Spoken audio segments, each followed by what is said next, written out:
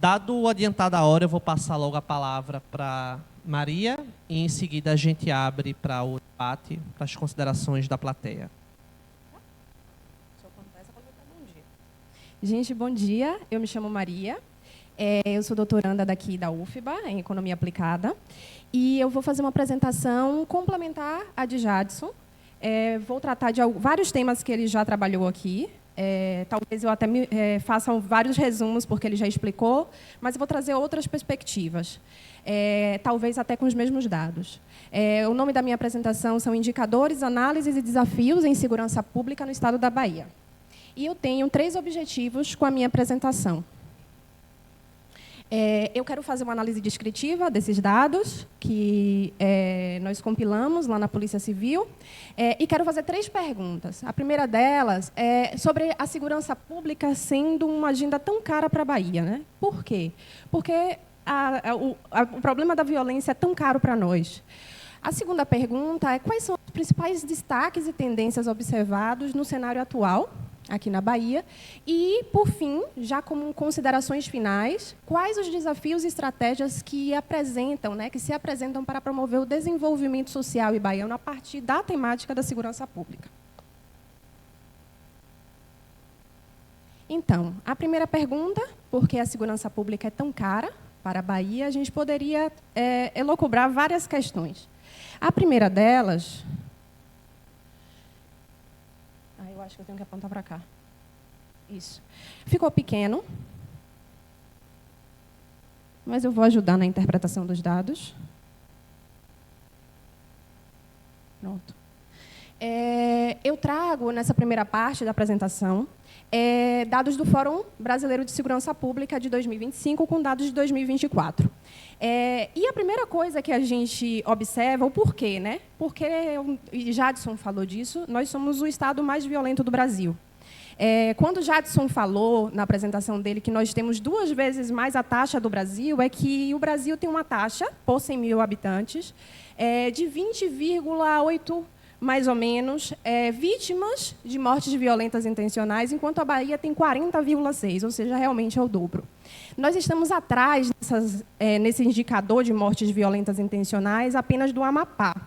E o que acontece? Eu queria destacar que nessa apresentação de mortes violentas e nessa primeira parte, que é a MVI, eu estou tratando, sim, dos homicídios dolosos, do latrocínio, das lesões corporais, mas o que mais influencia nesses dados são as mortes legais de agentes do Estado.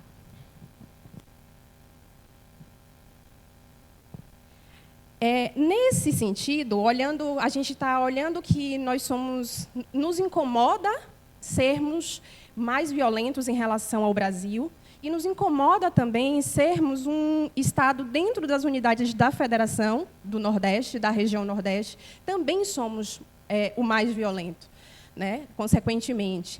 Nessa série temporal aqui, que eu apresento em forma de tabela, que foi a melhor forma que eu encontrei para fazer, que também é do dado do Fórum, de 2012 para 2024, pouco muda na Bahia, não sei se dá para ver direitinho aí, a gente não tem muita mudança na taxa de mortes violentas por 100 mil habitantes.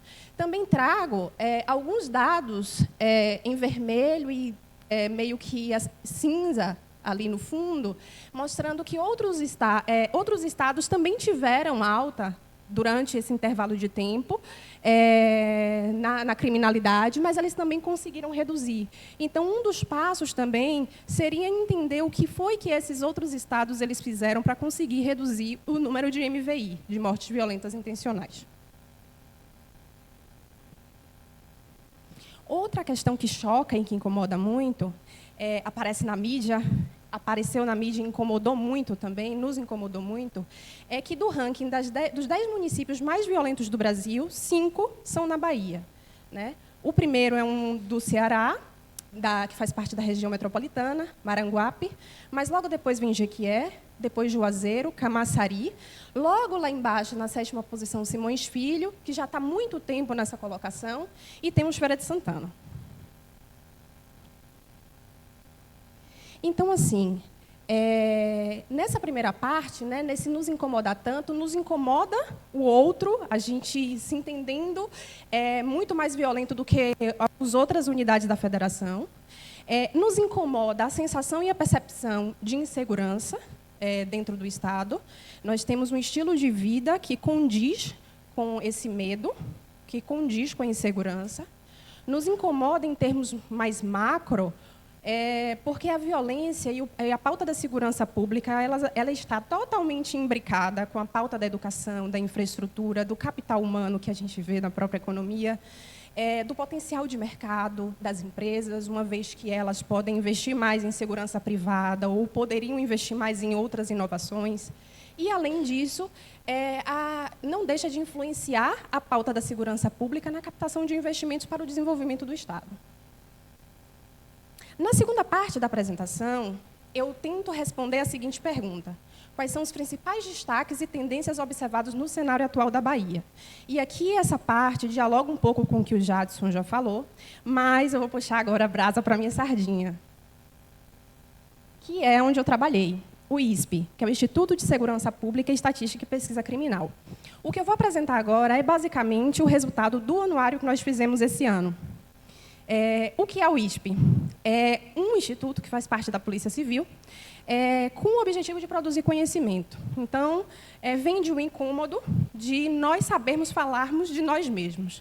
Já que o Fórum fala da gente, a Brasília fala da gente, a gente também quer falar da gente. Mesmo que a gente não tenha boas notícias para dar, a gente precisa se conhecer. Então, esse foi o primeiro anuário que saiu nessa formatação. Nós temos dados de diversos crimes, CVLI, que o Jadson já explicou. Nós falamos de violência doméstica em um capítulo específico. Nós falamos de desaparecidos, que não necessariamente é um crime, mas tem boletim de ocorrência. Então, havendo boletim de ocorrência, a gente faz a estatística. Nós temos um capítulo só sobre vitimização policial e temos uma parte que é sobre patrimônio. Então, roubos, furtos, estelionatos, enfim. Então, um dos objetivos principais da minha apresentação é divulgar esse trabalho que foi feito na Polícia Civil, que está disponível no site da Polícia e, enfim, está disponível para consulta e para dúvidas e afins.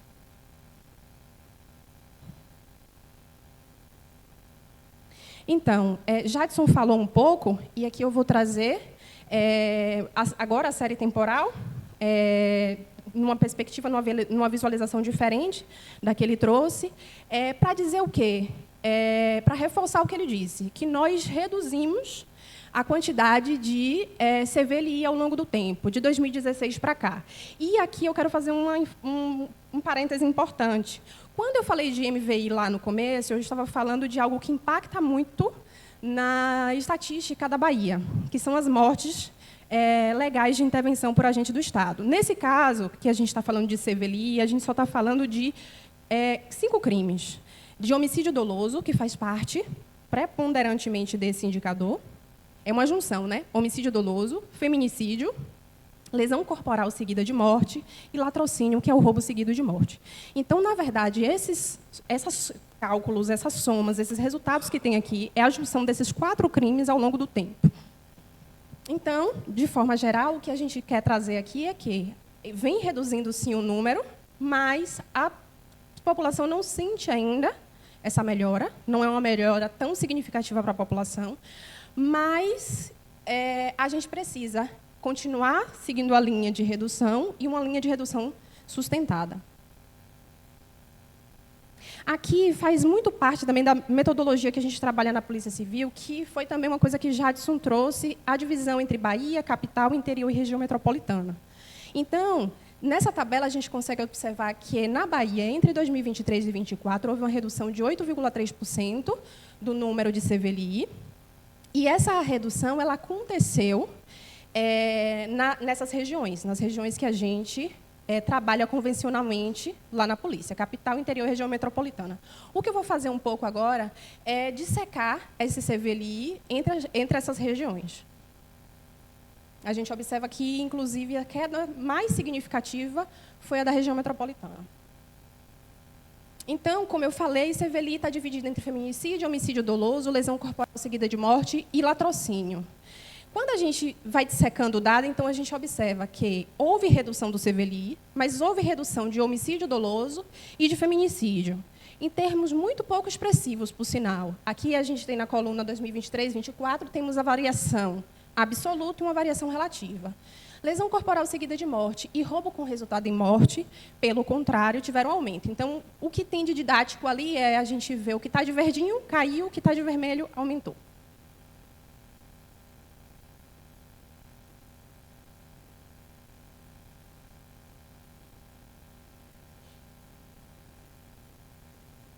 Eu fiz uma apresentação recentemente no Encontro da Mulher Economista, e como a gente também está falando de CVLI, e dentro de CVLI a gente está falando de feminicídio, eu quis fazer esse recorte para feminicídio. Eu falei lá naquela primeira tabela que feminicídio aumentou em 3,48%, 3,5%. É uma redução muito pouco expressiva e não tão sustentada assim. E o que é mais preocupante é que, mesmo com essa redução, essa aqui é um quadro de boletins de ocorrência que nós compilamos de 2023-24, dos crimes de violência física, conforme a Lei Maria da Penha. As tentativas de feminicídio, elas não diminuíram. E tentativa de feminicídio é um feminicídio que tinha tudo para acontecer e não aconteceu. Então, não significa que a redução ela foi realmente sustentada. Ela seria realmente sustentável se, pelo menos, as tentativas elas tivessem redução. Aí, o que é que acontece? Dissecando agora interior, capital e região metropolitana, no interior, e esse dado eu acho que é super interessante, a gente observa uma redução dentro de CVLI dos homicídios dolosos no interior, mas, em compensação, o feminicídio aumentou no interior, a lesão corporal seguida de morte e o roubo com resultado em morte. Chamam a atenção para os 9,2% de feminicídio no interior. Aqui são os 10 municípios do interior com maior aumento do número de CVLI de 2023 a 2024 em termos de variação absoluta. Ou seja, a coluna que vocês têm que olhar é essa penúltima. Os municípios eles estão ordenados dessa forma. Jequié é uma grande questão para a Bahia, hoje. Procura-se entender o que é que está acontecendo em Jequié. É uma cidade é um município que tem mais de 100 mil habitantes, e eu acho que uma das questões de desafios é a gente entender o mecanismo de desenvolvimento econômico dentro dessas cidades de 100 mil habitantes, em uma Bahia que tem um grande bolsão de pobreza e um deserto econômico, como o Jadson trouxe. Santo Amaro, eu reforço com o que ele falou, está no recôncavo baiano e teve um aumento expressivo do número de CVLI. Porto Seguro, Caravelas, Santa Cruz Cabralha, eu acho que é interessante a gente entender o serviço de turismo, que cresce bastante dentro desses municípios, com a ligação de tráfico de drogas e criminalidade. E em outros lugares, como Centro-Sé, por exemplo, é uma região norte, que também é uma região ali de Juazeiro bastante complicada.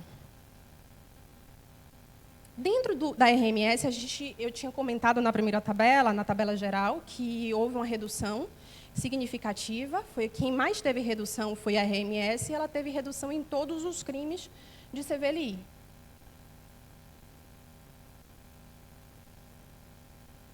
Salvador.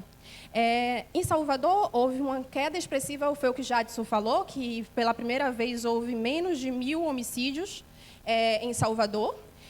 Mas eu chamo a atenção para a queda do número de feminicídios. E uma das coisas que sugere, se a gente não tem como comprovar, a influência da Casa da Mulher Brasileira aqui em Salvador. E a importância, e a gente faz uma conexão com o aumento de feminicídios no interior, a importância de que essa assistência ela seja disseminada para os outros municípios mais distantes, mais remotos, dentro do Estado. Esse gráfico aqui de Pareto mostra, então, os 17 municípios mais violentos, né, na Bahia, em números absolutos e percentuais. Então, 50%, pouco mais de 50% dos CVLIs que acontecem na Bahia, 17 são nesses 17 municípios. Salvador, Feira de Santana, Camaçari, Juazeiro, Jequié, Vitória da Conquista, Porto Seguro, Ilhéus, Simões Filho, Lauro de Freitas, Dias Dávila, Teixeira de Freitas, Barreiras, Casa Nova, Paulo Afonso, Valência e Santo Amaro. Os principais destaques, porque são cidades com menos de 100 mil habitantes. Dias Dávila, Casa Nova, que é no norte do estado, Santo Amaro, que é no recôncavo. E a minha terceira pergunta: quais os desafios e estratégias se apresentam para promover o desenvolvimento social baiano a partir dessa temática? Nossa.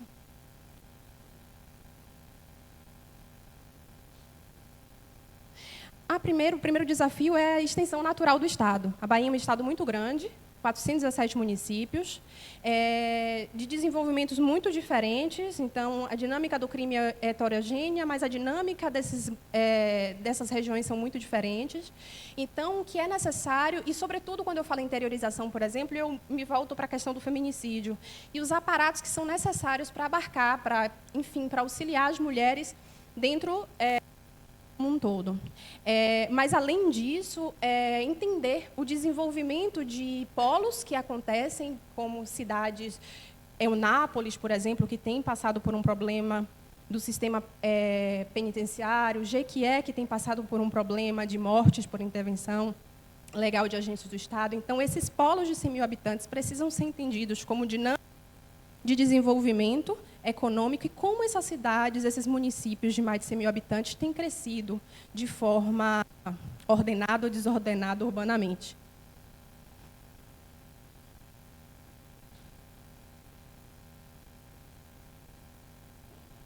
Além disso, para Salvador, esse é um mapa de Salvador. Eu trago uma nomenclatura que é incomum da Polícia Civil com a Polícia Militar. É uma forma como essas instituições têm para poder combater o crime, que são as regiões integradas de segurança pública. Eu trago essa dinâmica para Salvador. O que é que ele quer mostrar aqui? Né? Seveli em Salvador, mas eu não estou trazendo por bairros, eu achei melhor trazer dessa forma, porque Salvador tem 3 RISPs, a Central, a BTS, que é a Bahia de Todos os Santos, e a Atlântico. E quero fazer uma associação com uma publicação que aconteceu na UFBA, da Quali Salvador, que analisa o ambiente de Salvador, o espaço urbano de Salvador. Então, a maior parte dos profissionais que trabalharam eram geógrafos. E o que é que acontece? Essas RISPs, elas têm uma associação com os vetores sociais. Então, o que é que acontece? A Orla Atlântica Norte, ela tem mais equipamentos sociais, elas têm mais investimentos. Consequentemente, a gente pode analisar ou fazer uma correlação de que há um número menor de crimes, de homicídios. Por isso que ele tem um rosa claro. A região central é o miolo de Salvador.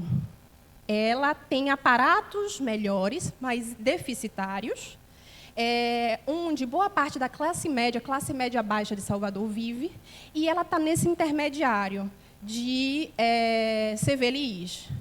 A questão toda está na área mais deficitária da cidade, que é o subúrbio, que é a região delimitada pela antiga linha férrea.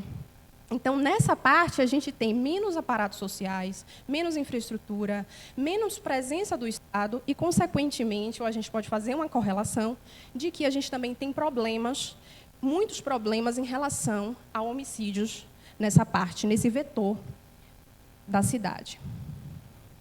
Complementando a informação, eu trago os 21 bairros com maior casos de Seveli em Salvador em 2024. O bairro que teve mais Seveli em 2024 foi Pernambués. Pernambués está especificamente no miolo de Salvador. Lobato, Valéria e Periperi estão naquela área que eu falei da RISP BTS, então, no subúrbio. Outros que estão aqui, Águas Claras, Castelo Branco, Fazenda da Grande do Retiro, no subúrbio. Águas Claras, Castelo Branco, no miolo, Itapuã está ali, e, assim, dentro desses entornos há enclaves. Então, assim, mesmo na Orla Atlântica, nós temos o bairro da Paz, temos o Nordeste de Amaralina, mas Itapuã está ali. Itapuã é uma questão bastante interessante, porque, além dele estar ali, ele é o bairro que mais tem roubos e furtos em Salvador. Poucas pessoas sabem, mas é o bairro que mais tem roubo e furto. Aqui eu trago uma outra argumentação para associar crime com desenvolvimento social e os aparatos, né, econômicos e sociais que são necessários. Esse mapa de Salvador mostra um esvaziamento da cidade. Salvador perdeu, entre o censo de 2010 para 2022, 10% da população. O que está de vermelho ganhou população. O que está de verde perdeu população. Boa parte de verde está ali naquele subúrbio, na Baía de Todos os Santos. Temos um miolo e temos algumas questões que eu não vou poder me alongar, não tenho tempo para isso. Chamo a atenção para Brotas. Brotas ganhou população, mas Brotas também se dividiu ali entre Horto Florestal. Chamo a atenção para o Jardim das Margaridas, já estou terminando, prof. Que tem o programa Minha Casa Minha Vida, se eu não me engano. Então, isso foi bastante importante para o crescimento populacional. E chamo a atenção para o entorno que está ali na região metropolitana e como a política, os governantes precisam entender essa dinâmica da cidade e uma transferência das pessoas entre Camaçari ganhou muita população, e Lauro de Freitas também. Então, esses municípios precisam estar preparados, precisam se readaptar a esse ordenamento urbano, assim como Salvador precisa entender o que foi que houve, o que foi que aconteceu, e um dos fatores pode ser, sim, a violência, porque ela impacta no metro quadrado, no valor do metro quadrado, que é caro, é considerado caro em Salvador, custo de vida, mobilidade urbana, desemprego formal, enfim. E as minhas considerações finais. De tudo, eu poderia trazer mais coisa, muito mais coisa, mas o tempo não dá. Então, o tema da segurança pública é custoso para a Bahia, e eu trago a pauta aqui de que esse tema precisa ser discutido a nível nacional. Como o Jadson falou das organizações criminosas, elas não atuam em uma unidade da federação de forma isolada, e sim nacional e internacionalmente.